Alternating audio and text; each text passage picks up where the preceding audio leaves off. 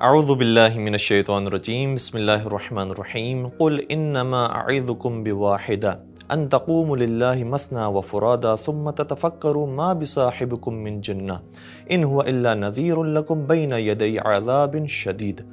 ناظرین کرام، آج 22ویں پارے سے سورہ سبا کی آیت نمبر 46 پڑھنے کا شرف حاصل کیا۔ یہ آیت اس وقت نازل ہوئی جب پیغمبر صلی اللہ علیہ وسلم پر دشمنوں نے مجنون ہونے کا الزام لگایا، تو جواب میں پروردگار نے ارشاد فرمایا، اے میرے حبیب، آپ کہہ دیجئے کہ میں تمہیں بس ایک ہی بات کی نصیحت کرتا ہوں کہ اللہ کے لیے دو اور ایک اکیلا ہو کر اٹھو اور آزاد ماحول میں جا کر خود غور و فکر کرو۔ تمہارے نبی کو کس طرح کا جنون نہیں ہے، بلکہ وہ تمہیں شدید عذاب کے آنے سے پہلے ڈرانے کے لیے آئے ہیں۔ کتنی انصاف اور سچائی پر یہ آیت مشتمل ہے اور دشمنوں کے جھوٹے پروپیگنڈے کا کتنا علمی انداز میں جواب دیا گیا ہے، یا یوں کہوں کہ دشمنوں کی شرارت کا کتنی شرافت سے جواب دیا جا رہا ہے، جیسے اہل بیت کرام علیہ السلام اپنے دشمنوں کو دیا کرتے تھے۔ ارے کیسے ممکن ہے کہ وہ رسول جو صبح و شام مسلمانوں کو تفکر اور تدبر کی دعوت دیتا ہو وہ خود مجنون ہو؟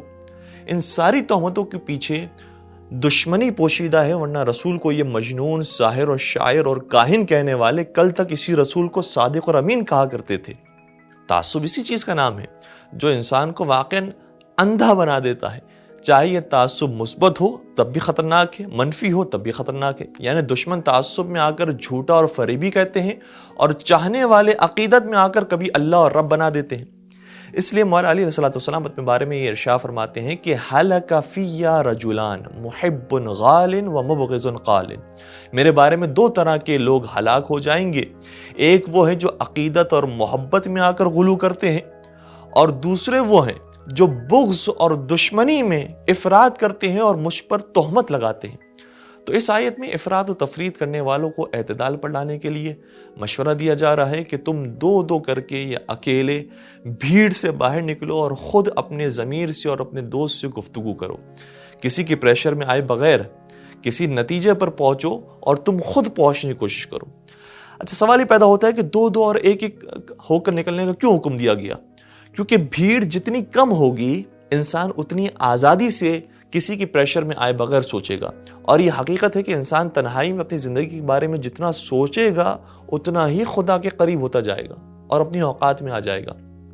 ایک اور عجیب نقطہ اس آیت میں موجود ہے کہ خدا نے نبی کو یہاں پر نبی کہنے کے بجائے صاحب کہا ہے۔ صاحب یعنی ساتھی، جو تمہارا ہم صحبتی ہوتا ہے۔ اتنی بے تکلفی، اور دیکھیں یہ پیغمبر کی امانتداری ہے کہ اپنے بارے میں جیسا لفظ کہا گیا تھا اسی لفظ کو ادا کیا، ورنہ ہم جیسوں کا ذکر اگر کم پروٹوکول کے ساتھ دیا جائے تو بات کرنے کے لیے تیار نہیں ہوتے ہیں، لیکن یہاں پیغمبر کی امانتداری پھر سے نظر آتی ہے۔ اچھا، ایک اور بات یہ ہے کہ پیغمبر کو یہاں نذیر کہا گیا، جبکہ پیغمبر بشیر بھی ہیں اور نذیر بھی ہیں۔ کیوں؟ اس لیے کہ عموماً افراد کو راہ راست پر لانے والی چیز جنت نہیں ہوتی بلکہ جہنم کا ڈر ہوتا ہے۔ دیکھیں، ہماری اکثریت ماہ رمضان کے روزے رکھتی ہے، کیوں رکھتی ہے؟ جنت کے لیے نہیں، حقیقت میں جہنم سے بچنے کے لیے رکھتی ہے۔ نماز فجر کے لیے کیوں اٹھتے ہیں؟ اس لیے کیونکہ جہنم ہم پر لازم آ جائے گی اگر نماز فجر کے لیے نہ اٹھے، ورنہ اگر نماز فجر جنت کے لیے ہوتی تو نماز فجر سے ذرا پہلے اٹھ جاتے، جس کا ثواب شاید ہر نماز سے زیادہ ہے، اور اس کے پڑھنے سے زیادہ بڑی جنت ہمیں نہیں مل سکتی، یعنی نماز شب پڑھنے سے۔ لیکن نماز شب کے لیے کوئی نہیں اٹھتا، کیونکہ نماز شب نہ پڑھنے پر کوئی جہنم نہیں ہے۔ اس لیے قرآن میں بشیر سے زیادہ پیغمبر کو نذیر کہا گیا ہے۔ قرآن میں بشیر کا لفظ 8 مرتبہ آیا ہے، جبکہ نذیر کا لفظ 41 مرتبہ آیا ہے، یعنی 5 برابر زیادہ۔ اس لیے معاشرے میں سدھار کے لیے انذار ضروری ہے، اور جب معاشرے میں انذار ہوگا تو خود بخود معاشرہ بھلائی کے راستے کی طرف چلے جائے گا۔ والسلام علیکم ورحمۃ اللہ وبرکاتہ۔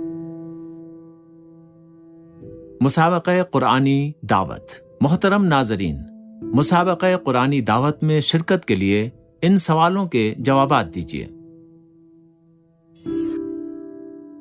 22ویں حصے کا سوال ہے، سورہ سبا کی آیت نمبر 46 کے مطابق کون سی چیز سوچنے سمجھنے کی صلاحیت پیدا کرتی ہے؟ الف، زیادہ مطالعہ کرنا، ب، اللہ کے لیے قیام کرنا، جیم، تلاوت قرآن کرنا۔ کل دوپہر 12 بجے تک ایرانی وقت کے مطابق الف بے جیم میں سے صحیح آپشن کو اس واٹس ایپ نمبر پر ارسال کیجیے۔ مزید معلومات کے لیے اس ویب سائٹ پر رجوع کیجیے۔